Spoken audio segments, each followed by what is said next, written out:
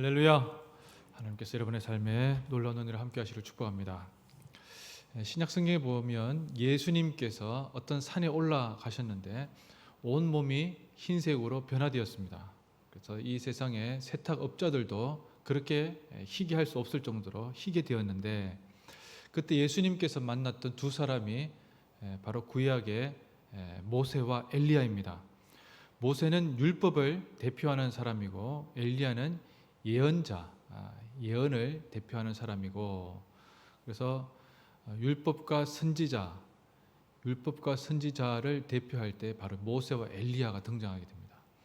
예수님은 무엇을 대표할까요? 예수님은 복음을 대표하죠. 그래서 율법과 선지자의 핵심, 바로 그것이 예수님께서 다시 오신다는 것이고, 예수님의 오심에 대해서 증거한 것이 바로 이 변화산의 또 하나의 모습이라고 할 수 있습니다. 자, 아무튼 이 구약에서 모세라고 하는 사람의 위치는 일반 사회에서 보면 이스라엘의 역사를 시작한, 우리로 치면 단군 정도 되는 사람이라 할 수 있습니다. 그 정도로 생각하면 이 사람의 비중이 놀랍지 아니할 수 없는데, 이 모세는 120살을 살았고 인생이 40년으로 끊어집니다. 성경에서 40이라고 하는 숫자는 완전한 숫자에 해당이 됩니다. 예수님께서 광야에서 광야 금식기도 할 때 며칠 하셨죠? 40일 하셨습니다. 예수님께서 부활하시고 난 뒤에 부활 승천하실 때까지 기한이 며칠입니까? 그 기한이 40일입니다. 자, 그렇게 생각을 하면 이 40이라는 숫자가 가지고 이제 의미가 완전하다 이런 뜻이 있는데, 모세는 태어나면서부터 이 제국주의라고 하는 것에 이집트의 압박 속에 자라나야 됐고, 제국주의가 얼마나 나쁘다는 표현보다는 악한 것인지를 제대로 알게 되었습니다.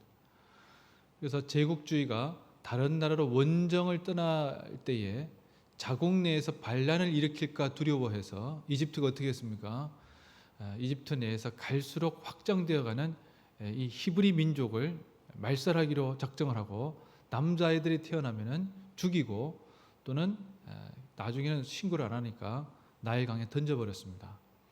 자, 그래서 부모도 이 아이가 태어나서 너무 이뻐서 차마 죽일 수는 없고, 그래서 계속 키웠는데 100일 지나니까 소리가 너무 커가지고 우리로 치면 담장 밖으로 소리가 나가는 거죠. 그래서 이 아이를 갈대상자에 엮어서 나일강에 떠나보냅니다.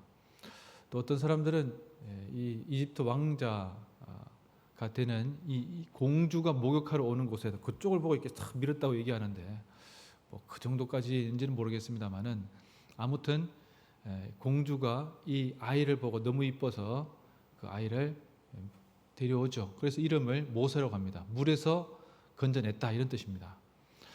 자, 이집트 왕자로 살아가다가 40세가 되는 때에, 이집트 왕자가 물론 자기가 왕이 될 수는 없겠지만 왕자로서 자기가 받을 수 있는, 또 왕이 되기 위한 과정의 모든 제왕학을 다 배우고, 또 말부터 시작해서 모든 것, 뭐 무술까지 학문까지 겸비한 이 사람. 근데 이게 뭐짝에 쓸모가 있겠습니까? 왕이 안 되면 크게 쓸모가 없을 터인데, 그런데 어느 날 자기 동족의 아픔을 보고 동족을 박해하는 이집트 사람을 쳐서 죽이죠. 사람을 주먹으로 쳐서 죽였다. 이게 이 사람이 가지고 있는, 모세라고 하는 사람이 가지고 있는 기질입니다. 좋은 기질일까 나쁜 기질일까를 차치하고서라도 자기의 주먹의 힘을 믿는 자라는 거예요. 자기의 능력을 믿는 자라는 겁니다. 근데 그는 결국에는 살인자로 도망칠 수밖에 없었죠. 광야 미디안에서 40년 동안 살았습니다. 하도 말을 안 해가지고, 말할 게 뭐가 있겠어요. 자기 아내하고도 이렇게 나중에 시간이 지나면 그렇게 말을 많이 할 수도 있겠지만, 그렇잖아요. 그래서 40년이 지나서 하나님이 나타나서 이집트에 가서 내 백성을 끌어내라라고 얘기했을 때, 모세가 저는 말을 할 줄 모릅니다 이렇게 얘기했는데, 제가 보기에는 맞는 말인 것 같아요. 겸손이 아니고 실제로 그렇습니다. 사람을 주먹으로 때려서 죽일 정도의 혈기방장한 40의 이 장년이 이제는 아무런, 그냥 집에 가서 죽어야지 생각하고는 인생의 마지막을 바라보는 80 노인이 되었을 때, 그때 하나님께서 그를 부르셨다는 겁니다. 옛날에 이현주 목사님이 가죽필이라고 하는 이렇게 짤막한 글을 쓰신 적이 있는데 사람은 가죽피리라는 거예요. 피리는 뭐 리코더나 마찬가지고 불지 않으면 스스로 소리를 낼 수가 없습니다. 하나님께서 우리에게 바람을 불어넣어 주셔서 우리가 소리가 나는 겁니다. 불기를 그치면 우리는 그냥 그걸로 소임이 끝난 것이죠. 그래서 어떤 소리가 날 것인지에 대해서 물론 많은 생각을 하게 되겠지만 가죽피리의 소임은 거기에 있습니다. 하나님께서 모세라고 하는 가죽피리를 들어서 120년을 썼습니다. 물론 실제로는 딱 쓰실 시간은 40년이었죠. 그죠? 80이 돼서 40년 동안 120이 될 때까지 썼습니다. 가나안 땅에 이스라엘 백성들을 데리고 갈 때 광야에서 40년을 방황했어요. 광야에서 40년을 방황할 수 있었던 동력은 물론 이스라엘 백성들이 순종했기 때문이기도 하겠지만 아마 초짜 지도자였다면 다 죽였을 겁니다. 광야라든지 사막 지역을 40년 동안 살아본 사람이 아니고서는 40년을 인도하기가 힘든 것이죠. 이집트의 왕자가 아니었다면, 즉 정직 왕자가 아니었다면 파라오가 모세를 협상의 상대로 맞아줄 리가 만무할 것입니다.